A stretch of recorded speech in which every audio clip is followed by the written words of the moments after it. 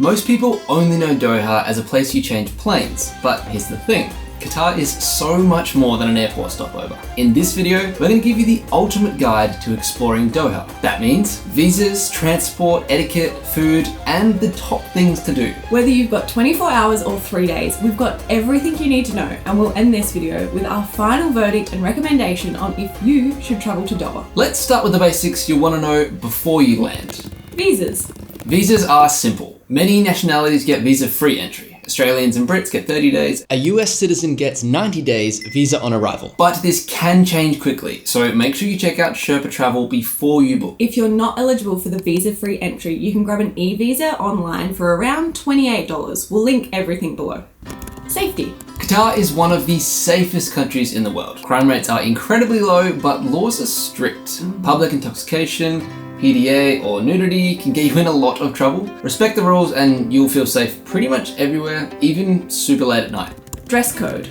Dress modestly in public spaces. For women, that means covering your shoulders and your knees. Men should lean towards smart casual. Think collared t-shirts, long pants. Resorts are more relaxed. But if you're going swimming in public, women should opt for shorts and a t-shirt. Cover your shoulders and thighs. I feel like a man could get away with a bikini though, if you really want to. A little Borat moment. Yeah. Genuinely, within hotels and within resorts, the rules are relaxed. It's like being anywhere else in the world. So as soon as you exit and you're in a public space, that's when the stricter dress codes come into play. As a woman, I would suggest bringing like a shawl with you. I actually loved this. It made for like amazing photos and videos. Plus it just meant I could pack my regular singlets, chuck this over the top and my shoulders were covered. If we ever wanted to go in a mosque, I could also wrap it around my head. Very handy. Yeah. Multi-purpose. Highly recommend. Travel insurance. It might feel like overkill for just a couple of days, but things happen. Misconnections, desert tours gone wrong, or even just eating something that maybe you shouldn't at a local market and it doesn't quite sit right. That's why we use SafetyWing. Now you should get it before you fly, but in a pinch you can buy it while you're already on the road and it starts the same day, pretty much immediately. Plus, you can extend or cancel if your plans change. It's affordable, it's flexible, and it means you're not stressing about the what ifs where you're supposed to be just enjoying the trip. If you're planning a holiday and have decided to add Qatar as a stopover, if you're influenced by our videos, that's fantastic. SafetyWing make it super easy because they cover over 180 countries, meaning you're covered for most places under a single policy. So if you're adding Doha to your itinerary, make insurance part of your checklist. We'll drop our SafetyWing link in the description so you can see if it's right for you. Currency. Money is the Qatari rial. It's pegged to the US dollar, so 3.64 rials equals $1 US. Cards and Apple Pay work nearly everywhere, but carrying small amounts of cash for tipping taxi drivers, shopping at markets, that sort of thing can always be helpful. You can pretty much withdraw from ATMs. The rate that you get there isn't going to be that different from the higher end places, and you're not going to need too much cash except for markets. Just avoid the airport ones. Yeah. Generally speaking, they tend to be a worse rate. And that goes for everything, including the next thing we're going to talk about. eSIMs or SIM cards. For connectivity, utmost importance, grab an eSIM before you land. There are plenty to choose from, so just find the right one that's going to work the best for your data needs. We will link a page that's on our website that's got multiple different eSIMs to choose from to make sure you're getting the best deal. Each of those SIM cards on the website actually do have different codes that you can get $5 off, 10% off. It's absolutely worth a look. It'll be linked below. Transport. Transport in Qatar is easy. The metro is clean, modern and cheap, but the fastest way to get around is Uber. We never waited more than 5 minutes and rides across the city cost just a few dollars. Literally, I think it was $3.50 for us to get from one side of Doha to the other side. Another thing I just love about Uber, and I feel like everyone's on the Uber train anyway, so I don't need to sell this, but like the Uber fact train, that that's a good idea. the fact that when you're overseas, there's no communication, potential mishaps with taxi drivers, because we have had that happen. Where to stay?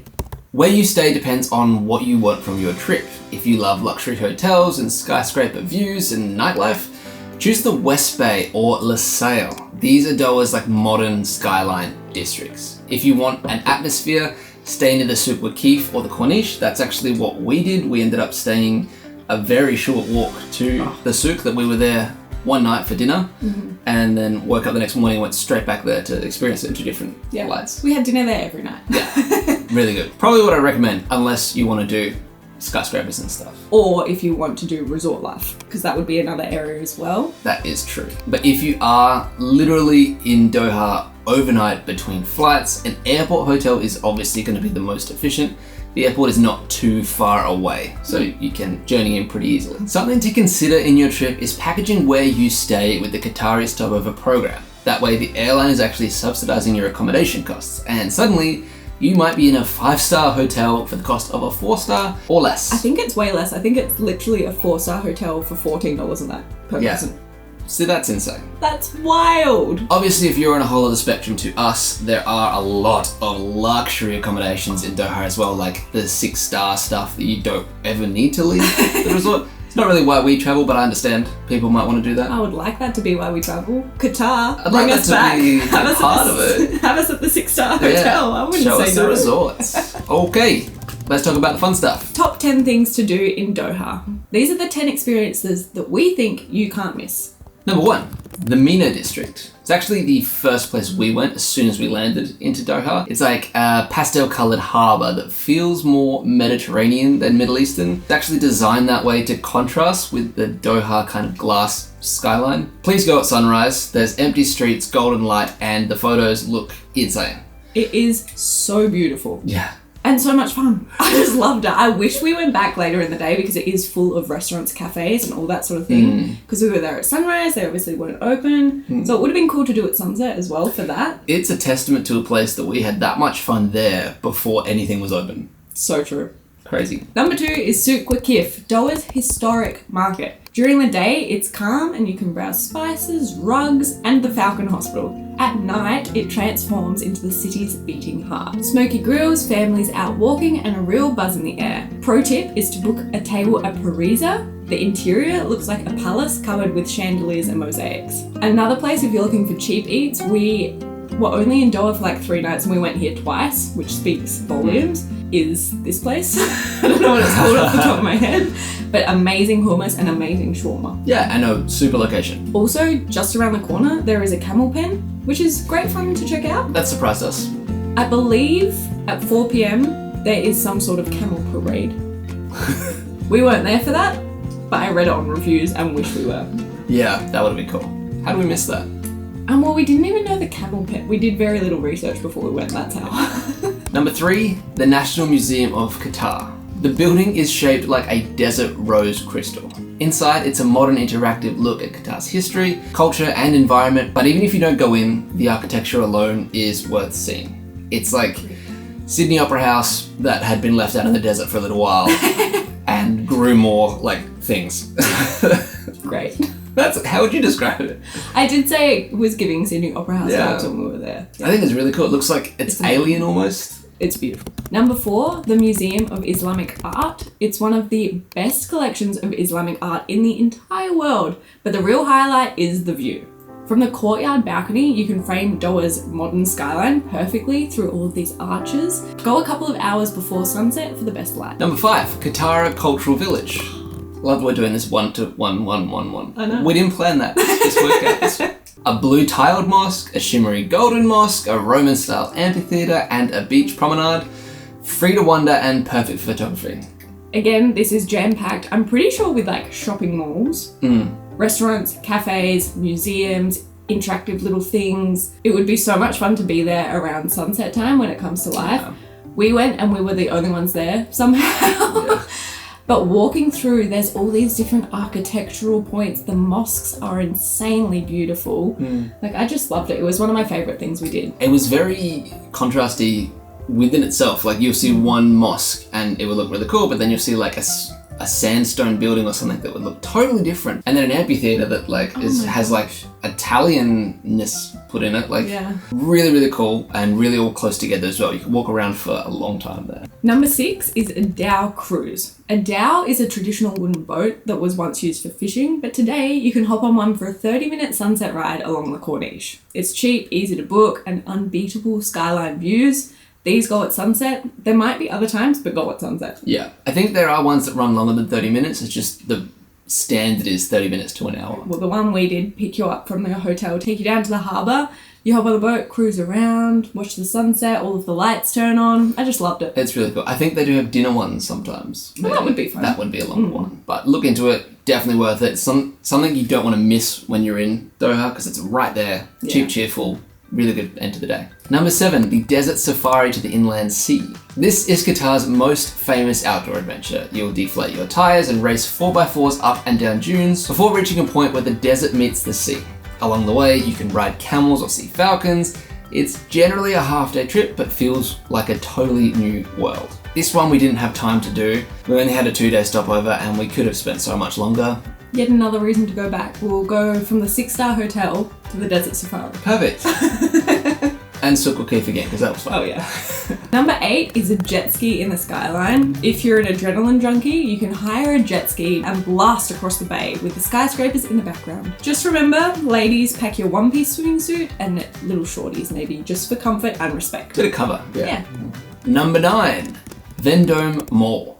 Yes, it is a shopping mall, but it's outrageous. Think like Las Vegas levels of luxury with a nightly fountain show that looks like the Bellagio. If it's too hot outside, it's a fun indoor option. And normally we don't recommend things like going to malls, and we typically try to avoid them. There's some places in the world where that rule is broken. Yeah. Dubai and Doha, New York City are the top ones that come to mind. They're special places, Yeah. There's so many cool things in the mall. We couldn't afford anything. Yeah. But great place to walk Yes. around. If you've got time, absolutely worth it. And last but not least, number 10 is Hanit Salma Farm. It's open seasonally from November to March, and it's a farm-to-table retreat with pottery classes, yoga, and organic meals. Basically, it's a peaceful escape from the city. Once you've done all the dune bashing and you're exhausted, go do that. Very yin and yang. Yeah. Food and drink. While you're in Doha, obviously you're going to want to eat the local dishes, which means the traditional Qatari dishes like Makbous. Essentially, it's a spicy rice with meat. Ragag is a thin, crispy crepe often filled with egg or cheese. You'll also see dates are quite popular, and Arabic coffee as well is massively popular. Also, hummus. It's the best in the world. If you are offered dates or coffee, please accept it, because it's quite rude to turn it down. For cheap eats, head to the souk for hummus, falafel, kebabs. For mid-range, there are plenty of modern cafes basically everywhere. And if you're splurging, Doha has Michelin-starred restaurants where you can easily spend $500 on a meal. Obviously, when you are out eating, alcohol is limited to licensed hotels and restaurants. And most restaurants do serve large family-style portions, so maybe just ask before you order too much. We kind of got caught with that, but then the food was so yummy that we just ate it all anyway. My top tip for when you're traveling and you want to try the local food but you're not sure what to try is just ask the server what their favourite thing is, what you should try if it was your only night in town. He recommended 2 different things for us to share, and they were both insane. We have had a 100% success rate doing that. It's my favourite trick. Budgets and costs. So how much should you budget? Backpacker budget, like staying in hostels, eating cheap. You can plan on about $50 to $80 per day. That would be like some supermarket meals. Think limited activities or free activities. So you're looking at the outside of the museums, not going in. Exactly right. At the mid-range, we're talking about a nice hotel, some restaurants, Ubers, and a few attractions. Yeah. Expect that to be around $150 to $250 per day. Then you're going to luxury, 5-star hotels, tours, fine dining, everything you want to do in terms of activities. I will be planning $300 to $500 or more, potentially. The high limit in Doha doesn't really exist, because you can go to those 6-star resorts and flop and drop and spend a lot of money on those $18 cocktails. Must be nice. A couple of examples, our Uber rides cost $3 to $4 basically across town, and our 4-star hotel through the stopover program costs around $60 a night. For both of us. Pretty dang good. Pretty good. You can really go budget or blow out, depending on how you want to travel. Ramadan occurs in the 9th month of the Islamic calendar, and it's considered the holiest month of all. Basically, Muslim people will be fasting during this period, and if you are traveling to a country that is Muslim, you will be expected to do the same in public. This means no eating from sunrise to sunset, or drinking water. Drinking anything. Yeah, in public, we stress that. So you do have to do things in private. We obviously were still eating, but it would be like ordering food to the hotel. Some places that you can try if you are traveling during Ramadan for eating would be hotel restaurants. Try and plan ahead. It might mean a couple more stops back to your hotel, so a more central location could be key, because you might need to fill up on some water between your stops during the day. Also, if you are there during Ramadan, definitely get to the Souk Waqif when the sun is setting. Because as the sun sets and everyone's about to start eating, they fire a cannon. And that's pretty cool. There are obviously negatives to traveling during Ramadan, like it's not as easy to eat and drink. There are some benefits as well. It will be so quiet when you're traveling around. You'll basically have the whole place to yourself. A few final tips. Be respectful when you're filming. Tripods and big microphones are often not allowed in mosques and museums. Obviously that's pretty standard no matter where you travel. Be nice about filming. Also, not everyone's filming with a massive camera and Yeah. microphone. That's very niche. Yeah. Make sure you keep your PDA and alcohol to private spaces. We held hands, like that was fine, but it's not like we're smooching on the streets. Yeah. I mean, we don't do that anyway, but... I know we've said this before, but we're saying it again because it is very important. Crucially, if you are doing a stopover, do not overpack your itinerary. Jet lag does hit pretty hard when you're traveling through the Middle East. And if you're going out to the desert, that heat can dehydrate you and make things a lot harder. So if you're trying to pack everything in, you're gonna have a really unfun time and you're not gonna do Doha the justice that it deserves. So pick a few things out of the list, plan an itinerary around that, do those. Don't push yourself too hard. Or add a day or two and doodle. Or stay there for a week, yeah. Following on from that, here are some suggested itineraries for Doha. Within 24 hours, Mina at sunrise, National Museum from the outside, spend your evening at Souk Waqif and end with a Dow cruise. That one is perfect. That's a perfect single day. Perfect. And like, if you're doing it for one day, you can be tired. That will let you see so much of the good stuff in one go and you're on to the next destination. I honestly think you could also fit in Qatar. You reckon? Yep. That's quite far away. Qatar takes a while. But if you're at Mina for sunrise, then you go to the museum. It's not going to be open yet. It's still early. Then you go to Qatar. I honestly think you could almost fit in the Islamic Museum as well. And then a Dow cruise. We just told them to not pack it. Do what you want. You know. It's so hard because it's all so good. I want you to experience it all. With 48 hours, I would say arguably 48 hours is the prime amount of time that you would want to be spending there.